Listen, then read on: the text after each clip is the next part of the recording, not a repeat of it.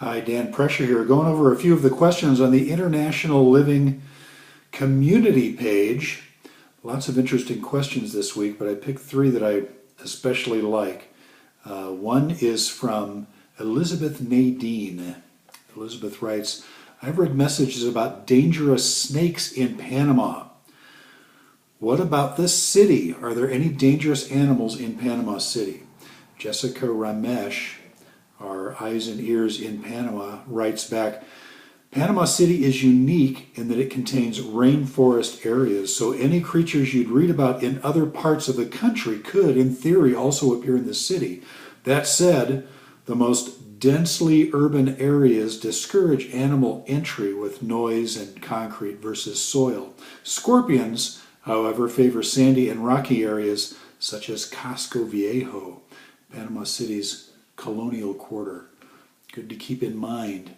Here is a question about driving. Thomas B. asks, where can I get an international driving license, preferably online or in Spain? Glenna Prentice, who is our gal who knows everything about Mexico and Spain, says, generally you must get an international driving permit, an IDP, before going abroad. You'd use it in conjunction with your existing driver's license. If you're from the U.S., the U.S. State Department authorizes the American Automobile Association, the AAA, to issue valid international driving permits. The normal process is mail-in or in person. You'll need to check with your local AAA office to see if they'll accept online applications. The takeaway is that an IDP is used with your existing license. Here's one I especially like from Elizabeth Nadine again, who asked about wild animals in Panama. What color is the sky in Panama City? We're thinking about retiring part-time there in one of those condos in front of the ocean, but I'm a little concerned about the sky. I can see clouds in many pictures of Panama City. What does it really look like? Is it 80% of the time cloudy and 20% sunny? We go back to Jessica Ramesh.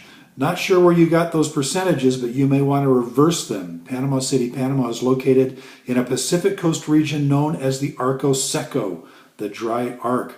The name reflects the climate. The Arco Seco gets half the average annual rainfall of Panama's Caribbean coast. That's typically about 69 inches versus nearly 130 inches on the Caribbean. Even during April through November, the wet season, we see the sun almost every day. Good to know if you want to get one of those condos by the beach in Panama City. Dan Pressure, I'll talk to you next week with more questions from the International Living Community page.